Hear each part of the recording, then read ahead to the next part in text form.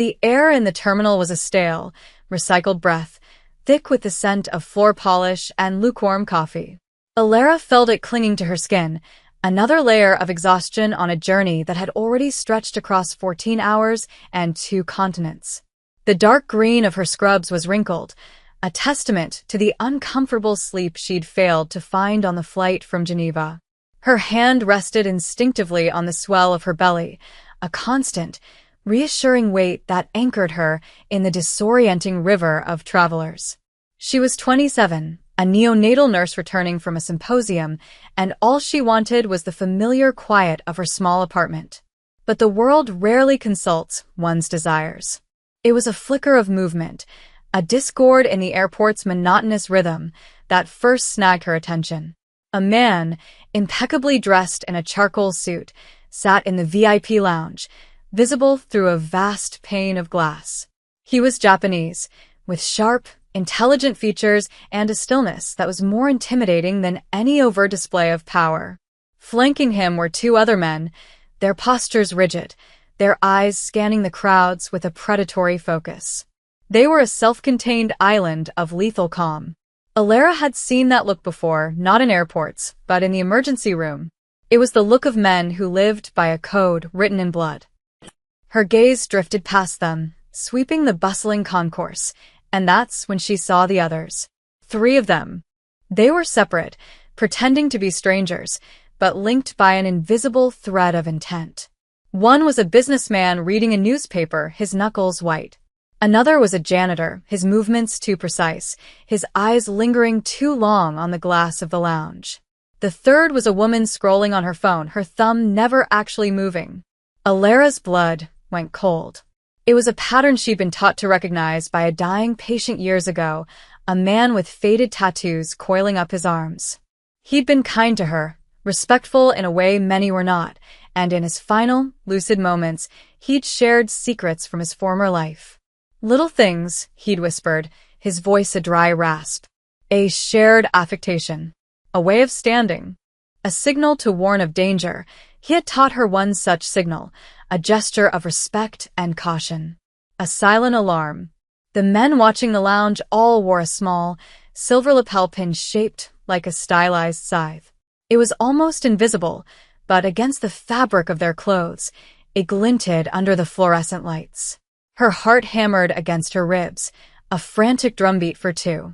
The man in the lounge was their target. She could feel it with a certainty that defied logic. She could turn away, walk to her gate, forget she ever saw it. It was not her world, not her fight, but the child inside her shifted, a gentle roll, and a fierce, primal protectiveness surged through her. It wasn't just for her own baby, but for the principle of it. A life was a life. Taking a deep, shuddering breath, Alara stood up and walked slowly, deliberately, towards the glass wall of the lounge. She kept her eyes down, just another weary traveler. As she passed, she lifted her left hand to her right shoulder, as if to adjust the strap of her carry-on bag.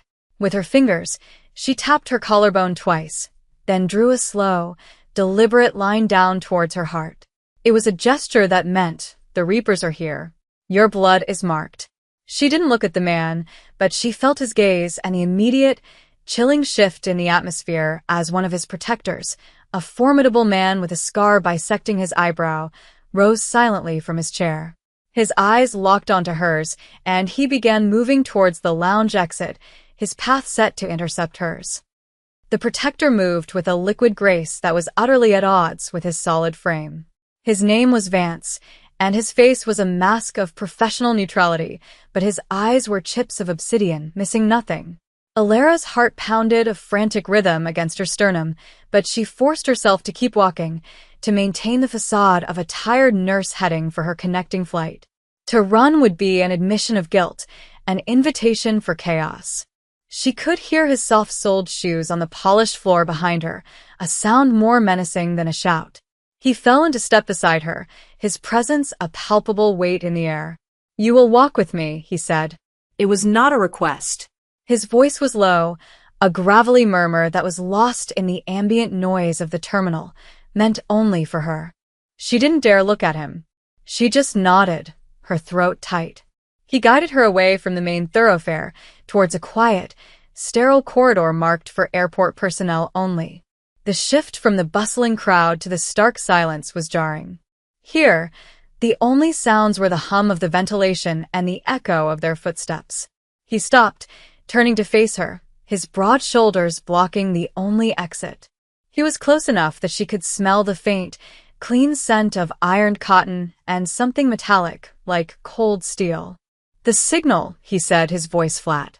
"Where did you learn it?" Alara swallowed, her hand moving unconsciously to her belly. She had to choose her words with the precision of a surgeon. A patient. A long time ago. He was an old man. Dying. He said it was a way of showing respect, of warning someone who had earned it. Vance's eyes narrowed, scrutinizing her, searching for the lie. He saw the green scrubs, the exhaustion in her face, the prominent swell of her pregnancy. She did not fit the profile of an enemy operative. She didn't fit any profile he knew. What was his name? Alara's mind raced back to the quiet hospice room, the scent of antiseptic and regret. He never told me his name. He only said he had lived a life of unfortunate obligations. He was kind to me. He taught me many things. That was one of them. It was the truth, or at least a version of it. The old man had been a high-ranking member of a rival clan, a man who had found a strange peace in the care of a nurse who asked for nothing. From the corner of her eye, she saw the man from the lounge, Sterling, appear at the end of the corridor. He stood there, flanked by his other guard, observing the interrogation with an unnerving stillness. His gaze was heavy, analytical. He was weighing her, judging the threat she posed against the value of her information. Vance didn't look back at his employer. His focus remained entirely on her. "You understand the world you have just stepped into?" he asked, his voice softer now, but no less intense. "You understand that what you have done cannot be undone?" "I understand that men with scythe pins are preparing to kill him," Alara replied, her voice shaking slightly but firm. "And I understand that I couldn't just walk away and let that happen. My job is to preserve life. It's all I know how to do." Sterling glided down the corridor, his movements as silent and deliberate as Vance's. The air grew colder, heavier. He stopped a few feet from Alara, his eyes, dark and piercing, examining her from head to toe. They lingered for a moment on her pregnant belly, and for the first time, a flicker of something unreadable crossed his face. He dismissed Vance with a subtle flick of his wrist. The bodyguard stepped back, melting into the shadows of the hallway, though Alara knew he was coiled and ready to strike. The silence stretched, taut and suffocating. Sterling was not a man who wasted words. When he finally spoke, his voice was a low, resonant baritone, laced with an accent that was both precise and faintly melodic. "Why?" It was a single word, but it contained a universe of questions. Why her? Why risk everything for a stranger? Why him? Alara met his gaze directly, drawing strength from the life kicking gently inside her. "Because I took an oath," she said simply. "And because my patient, the man who taught me the signal, told me it was to be used only to prevent a great injustice." An ambush in a place like this, it felt like an injustice. Sterling tilted his head, a gesture of curiosity, like a hawk studying its prey. He seemed to see more than just a tired nurse. He saw the conviction beneath the fear. In the distance, a boarding call for a flight to Tokyo echoed through the terminal, a sound from a different, safer world. It was a world Alara was no longer in. Suddenly, Sterling's focus shifted past her, his eyes narrowing. He had seen something she couldn't. "They're moving," he said, his voice dropping to a near whisper. "Your warning has made them impatient." He looked back at Alara, and his decision was made. The shocking reaction she had braced for, dismissal, or perhaps even a threat to ensure her silence, never came. Instead, what he did was far more terrifying, for it bound her to him completely. He stepped closer and spoke to Vance over his shoulder. "She comes with us. She is under my protection now." The declaration hung in the air, an irrevocable sentence. Protection, in his world, was a gilded cage, a debt that could never be fully repaid. Alera's breath hitched. This was not what she had intended. She had meant to give a warning and disappear, to slip back into the anonymity of the crowd. "I can't," she stammered. "My flight, my job, my life is here." Sterling's expression was devoid of sympathy. It was the face of a man who dealt only in realities. "Your life, as you knew it, ended the moment you made that signal. They saw you. They saw Vance approach you. You are now a complication they will seek to eliminate. Your only chance of survival is with me." He turned, expecting her to follow. Vance moved to her side, his hand not quite touching her arm, but its presence was a clear instruction. There was no choice. Her simple act of humanity had become a leash, pulling her into the abyss. The life she had been so desperate to return to was already gone, and in its place was a terrifying, uncertain future at the side of a man whose name she didn't even know. The escape was a blur of controlled urgency. Vance took the lead, his hand firm, guiding pressure on the small of Alera's back, propelling her forward. They moved not with panicked speed but with a chilling efficiency, navigating a labyrinth of service corridors and staff-only stairwells that ran like veins behind the airport's public facade. The polished floors and bright lights of the concourse gave way to raw concrete, exposed pipes, and the low hum of industrial machinery. The air here was thick with the smell of ozone and jet fuel. Sterling walked just ahead of her, his posture impossibly straight, his presence a silent command to the very shadows they moved through. He never looked back, trusting his men to do their jobs.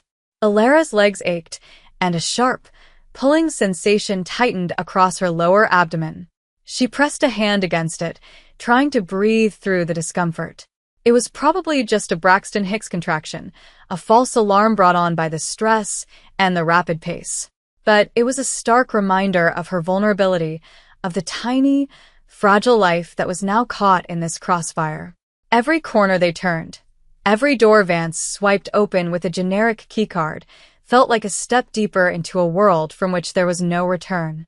The distant, muffled announcements of flight departures were like messages from a fading reality. She could hear footsteps behind them, not the heavy tread of pursuers, but the light, synchronized steps of Sterling's second guard, creating a protective rear flank. They were a self-contained unit, an organism designed for survival in hostile territory, and she was now, inexplicably, a part of it. A sudden, sharp pain shot through her, more intense than the last. Alera gasped, stumbling slightly. Vance's grip on her arm tightened, steadying her. He glanced down, his expression unreadable, but he slowed his pace without a word. Sterling stopped and turned, his gaze falling on her pale face, then on the hand pressed against her belly. A flicker of something, was it concern or annoyance, crossed his features before being replaced by his usual stoic mask. "How much longer?" he asked Vance, his voice sharp. "We're close." "The East Hangar," Vance replied, his eyes scanning the corridor ahead. The pain subsided, leaving Alera breathless and shaky. This was not a false alarm. The rhythm was too consistent, the intensity too real. Panic, cold and sharp, began to pierce through her adrenaline-fueled composure. She was going into labor. Here, in a concrete tunnel beneath an airport, surrounded by killers and their prey. The absurdity of it was so profound it bordered on hysteria. She wanted to laugh or scream. She did neither. She focused on her breathing, the one thing she could control, the rhythmic in and out mantra against the rising tide of fear. Sterling watched her for a beat longer, his mind clearly processing this new, critical variable. The complication had just become infinitely more complicated. He turned and continued walking, but his pace was now matched to hers, a silent, almost imperceptible accommodation. The gesture was so small, yet it spoke volumes. He was not abandoning her. For better or for worse, her fate was now his responsibility. They emerged from the dim corridor into the cavernous expanse of a private hangar. The transition was jarring. Before them, bathed in the cool glow of industrial floodlights, sat a sleek, obsidian-black Gulfstream jet. The air here smelled of clean metal and expensive leather. It was a world of immense, quiet power, a stark contrast to the gritty service tunnels they had just left. A flight crew, a pilot and co-pilot in crisp uniforms, stood waiting at the base of the jet stairs, their faces betraying no surprise at the unscheduled addition of a pregnant woman in nurse's scrubs. They were professionals, accustomed to the whims of their employer. Another contraction seized Alara, stronger this time, stealing her breath and forcing her to lean against the cold hangar wall for support. A low groan escaped her lips. This was happening. It was real. Sterling was at her side in an instant, his usual intimidating aura replaced by a focused, almost clinical concern. "What do you need?" he asked, his voice stripped of its earlier menace. "A hospital," she gasped, sweat beading on her forehead. "My baby, it's too soon." Vance was already speaking quietly into his wrist, a stream of rapid-fire Japanese. Sterling looked from Alara to the jet, then back again. The muscle in his jaw tightened. He was weighing impossible options. A hospital meant exposure, questions, and a stationary target for the men hunting them. The jet meant escape, but it also meant a berth at 30,000 feet, far from the sterile environment and life-saving equipment she knew she needed. "There is a doctor waiting where we are going," Sterling said, his tone leaving no room for argument. "It is safer than any hospital I can take you to in this city. You must trust me, trust him." The man was a Mafia boss, a figure from a world she only knew through news headlines and crime dramas. But as another wave of pain washed over her, she looked into his eyes and saw not a monster, but a man bound by a strange, sudden code of honor. He had declared her under his protection, and he would not force her at that promise, even at this immense cost. He saw her hesitation, and his voice softened fractionally. "I give you my word. No harm will come to you or your child. You saved my life. I will not fail to save yours." It was a choice between a known danger and an unknown one. The men with the scythe pins were the immediate threat. Sterling, for all his terrifying power, was her only shield against them. With a choked sob that was part pain and part surrender, she nodded. Vance and the other guard moved to support her, helping her up the stairs and into the jet's cabin. The interior was like a luxury apartment, all cream leather and polished wood. It was a cage, but it was the safest cage available. As the jet door sealed shut with a heavy, definitive thud, severing her from the world outside, Alara knew her old life was well and truly over. The engines began to whine, a rising crescendo that vibrated through the floor, and as the plane began to taxi onto the runway, her water broke. The ascent was a dizzying blur of pressure and pain. As the Gulf Stream tore through the clouds, the world inside the cabin shrank to the rhythm of Alara's contractions. The luxurious leather seats and polished mahogany became a makeshift delivery room. The calm, professional demeanor of the nurse evaporated, replaced by the raw, primal reality of a woman in labor. She was the patient now, terrified and vulnerable, her medical knowledge a cruel reminder of everything that could go wrong. Vance, the stoic killer, looked utterly lost. He stood awkwardly by, his large hands seeming useless, his face pale beneath his tan. He had faced down assassins and cartel enforcers, but this was a force of nature he could not intimidate or control. It was Sterling who took charge. He moved with a surprising efficiency, his commands cutting through the tense air. "Towels. Warm water. Get the first aid kit," he ordered his other guard, who scrambled to obey. He knelt beside Alara's seat, his expensive suit jacket now discarded. He took a cloth and gently wiped the sweat from her forehead. His touch was unexpectedly gentle. "Breathe," he said, his voice a low, steady anchor in the storm of her pain. "Just like they teach you. In and out. You are in control of this." She wanted to scream at him, to rage at the impossible situation he had placed her in, but the pain was too overwhelming. All she could do was cling to his words, to the strange calm he projected. He was a man accustomed to being in control, and he was imposing that control on the chaos of childbirth. He guided her through each contraction, his voice never wavering, his gaze never leaving hers. He was not a doctor, but He possessed an innate understanding of pressure and release, of enduring agony to reach an outcome. For hours, the only sounds in the cabin were Alara's pained breaths, the low murmur of Sterling's encouragement, and the constant, reassuring hum of the jet engines carrying them further and further away from her home. There was a moment, when the pain was at its peak, that she felt herself begin to drift, to give in to the exhaustion. "Stay with me," Sterling's voice cut through the fog. "Your child needs you. You must bring him into this world." His words ignited a final, fierce reserve of strength. With a raw, guttural cry that echoed through the small cabin, she gave one last, monumental push. And then, a new sound filled the space. A thin, reedy wail, the cry of a newborn. Vance's second guard, a young man named Kenji, held up the baby, wrapped in a clean white towel. He was small, perfect, and blessedly loud. A boy. Tears streamed down Alara's face, mingling with the sweat and the grime of the day. They were tears of relief, of exhaustion, of overwhelming, world-altering love. Sterling took the baby gently from his man and placed him on Alara's chest. The tiny, wailing infant and the powerful, feared Yakuza boss seemed to exist in a moment of impossible peace, suspended between heaven and earth. As Alara held her son for the first time, she looked at Sterling. His face, usually a mask of cold authority, was etched with a profound, unguarded emotion. He had not just witnessed a birth, he had been an integral part of it. He had helped bring a new life into a world he so often dominated by ending others.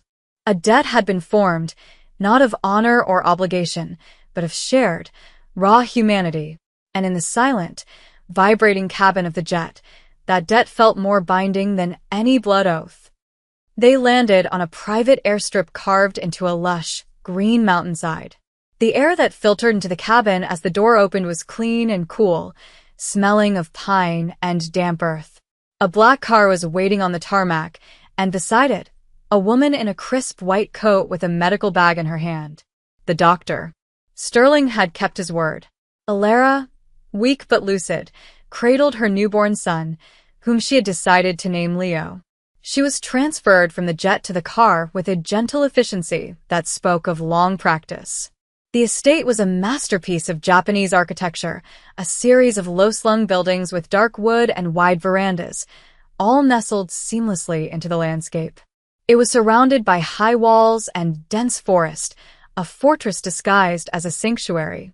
She and Leo were taken to a private wing, a suite of rooms that was more luxurious than any five-star hotel. The doctor, a quiet, competent woman named Dr. Asano, examined them both thoroughly. Leo was healthy, strong despite his premature arrival. Alara was exhausted but stable. For the next few days, she drifted in a fog of recovery and new motherhood, the world outside her window seeming distant and unreal. On the third day, Sterling came to see her. He had shed the suit and wore a simple dark yukata, which made him seem both more relaxed and more imposing. He stood by the window, looking out at a meticulously raked Zen garden. He didn't speak for a long time. "He is a strong boy," he said finally, his gaze shifting to the bassinet where Leo slept. "He has his mother's spirit." Alara sat up in bed, holding a cup of tea Dr. Asano had given her. "Thank you," she said, the words feeling inadequate. "For everything. For delivering my son."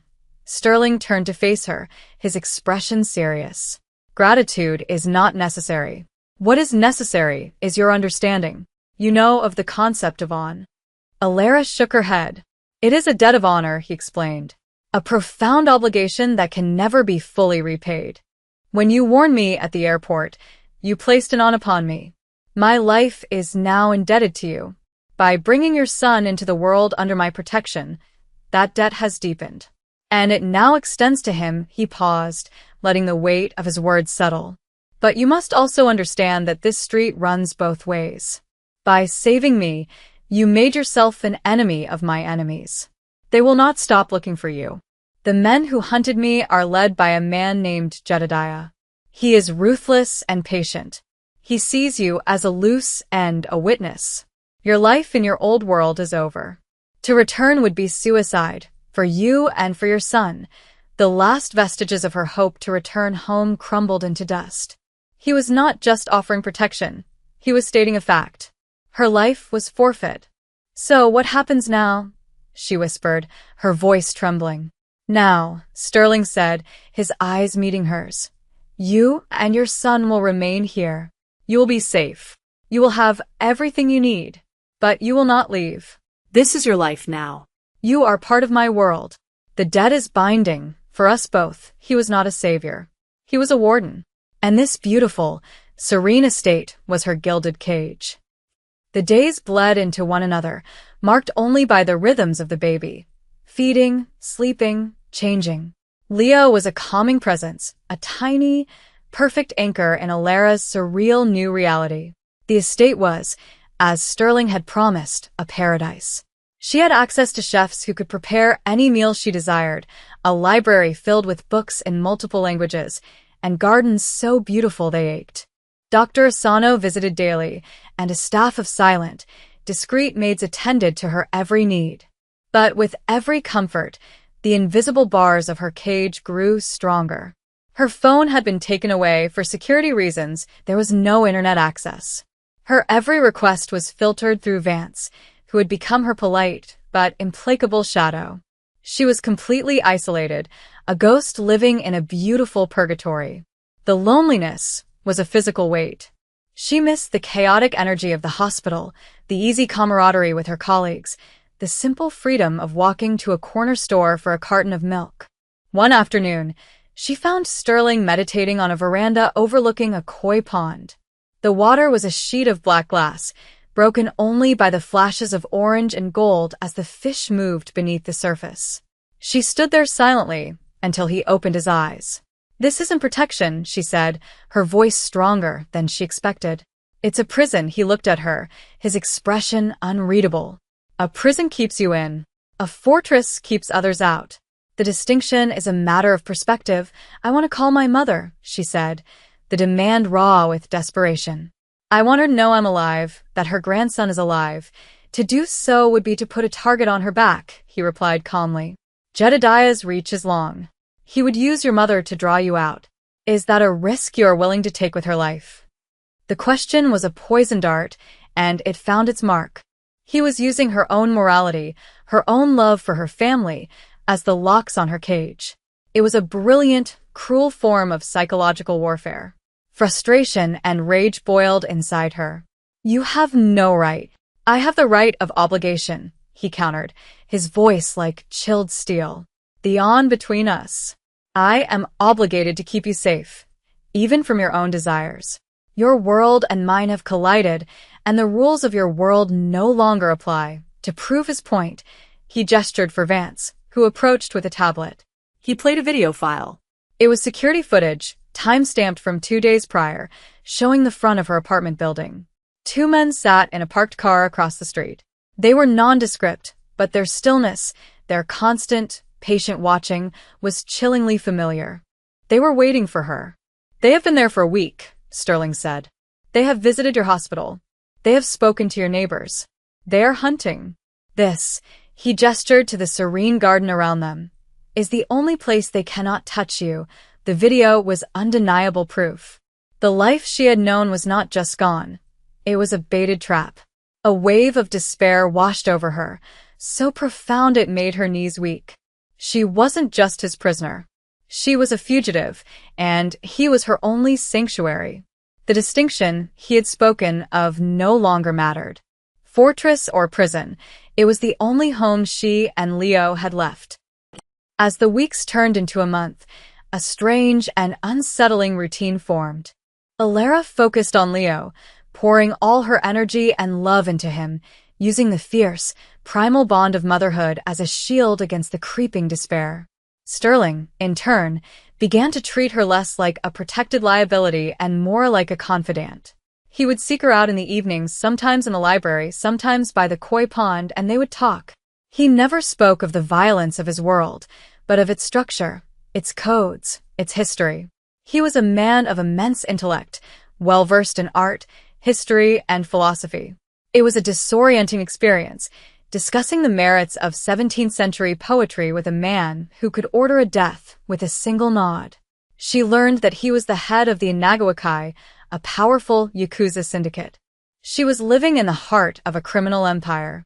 One evening, as a cool rain whispered against the paper screens of the library, he finally told her why Jedediah wanted him dead. It was not a simple power struggle. It was about a ledger. For generations, my family has kept a record, Sterling explained, his voice a low murmur against the sound of the rain. Not of our own dealings, but of the dealings of others. Politicians, judges, captains of industry. Men who preach justice in the light while embracing corruption in the dark. The ledger is our insurance policy. It is the source of our influence, the reason we have been allowed to operate for so long. He paused, his gaze distant. Jedediah is from a rival clan, the Sumiyoshi. He is a new breed, brutal, with no respect for tradition. He does not want the ledger for insurance. He wants to weaponize it, to burn the whole system down and seize power in the chaos.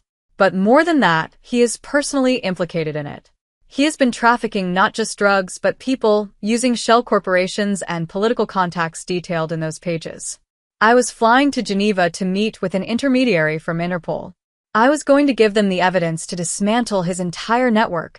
Alara stared at him, the pieces clicking into place. Her small act of warning at the airport had not just saved one man, it had interrupted a geopolitical event. She had stumbled into the epicenter of a war between the old guard of organized crime and a new, more monstrous iteration, with the fate of powerful institutions hanging in the balance. So the men at the airport, they were sent to stop me from talking, Sterling finished. To secure the ledger and kill me before I could expose him. He looked at her then, a deep, searching gaze. Now you understand the stakes. This is not just about my life, or even yours. Jedediah's victory would unleash a plague of corruption and violence far beyond the world you think we inhabit. The revelation was staggering. It recontextualized everything. She was not just a victim hiding from a faceless threat. She was a keeper of a secret, a witness to a conflict that had the power to shape nations. Her nurse's instinct, the deep-seated drive to mend what was broken, began to stir. Hiding was not a solution. It was a postponement of the inevitable. The problem wasn't going away. It had to be confronted. Let me see it, she said, her voice quiet but firm. Let me see the ledger. Sterling studied her for a long moment, his face an inscrutable mask. The request was audacious, a breach of the highest security in his entire organization. The ledger was the Inagawakai's most sacred artifact, its crown jewel and its doomsday weapon. To show it to an outsider, an American nurse who was his prisoner, no matter how gilded the cage, was unthinkable. Yet, he had seen the intelligence in her eyes, the resilience that had carried her through a traumatic birth in the sky. He had shared more with her than with many of his own lieutenants. In this isolated fortress, she had become the only person he could speak to without the weight of his title. He made a decision. With a single, sharp nod, he rose and led her from the library, through a series of corridors to a part of the estate she had never seen. They descended a stone staircase into a subterranean vault, its door a massive slab of reinforced steel that hissed open at his touch on a biometric panel. The room inside was climate-controlled, stark and modern. In its center, on a simple wooden pedestal, sat an old, leather-bound book. It looked ancient, its pages filled with elegant, flowing Japanese script. But beside it was a laptop. The original is ceremonial, Sterling said, gesturing to the book. The true ledger is here. He opened the laptop. The screen came to life, displaying rows upon rows of encrypted data, names, dates, account numbers, shipping manifests. It was a dense, impenetrable wall of information. My best analysts have been trying to fully decrypt Jedediah's sections for months, he said. He uses a complex cipher, a mix of financial jargon and chemical formulas. We've broken parts of it, but not enough. Alara leaned closer, her eyes scanning the screen. She saw strings of letters and numbers that meant nothing to her, but then she saw something else. Interspersed within the code were familiar terms: HCTZ, lisinopril, metformin. They were common prescription drugs. And then she saw chemical notations for precursors, solvents, and reagents. They weren't random chemical formulas. They were the building blocks for creating synthetic narcotics, hidden in plain sight within legitimate pharmaceutical shipments. Her medical training gave her a language that his analysts lacked. This isn't just a cipher, she breathed, her mind racing. It's a recipe book. He's piggybacking his illegal chemical shipments on legitimate medical supply chains. Look, she pointed to a line of code. This designation here, it corresponds to a batch number for a shipment of vaccines to Southeast Asia. But these notations next to it, they're the precursors for fentanyl. He's using humanitarian aid as a cover. Sterling stared at the screen, then at her, a look of dawning realization on his face. She was seeing patterns he and his men, for all their expertise in violence and finance, had completely missed. She was the key. Her unique knowledge, born of a world so far removed from his, was the one thing capable of unlocking his enemy's deepest secrets. The dynamic between them shifted in that instant. She was no longer just a protected asset or a symbol of his debt. She was a weapon. Holding Leo, who had been sleeping in a sling against her chest, Alara felt a surge of purpose she hadn't felt since she'd left the hospital. She was not a victim. She was not a prisoner. She was a nurse, and she had just found a sickness she might be able to cure. "I can help you," she said, her voice filled with a newfound resolve. "I can decipher this. We can expose him, in the cold, sterile vault, surrounded by the secrets of powerful men. An unlikely and dangerous alliance was forged. It was an alliance born of a silent signal, sealed by the birth of a child, and aimed at the heart of a corrupt and violent world. The fight for survival was over. The war had just begun.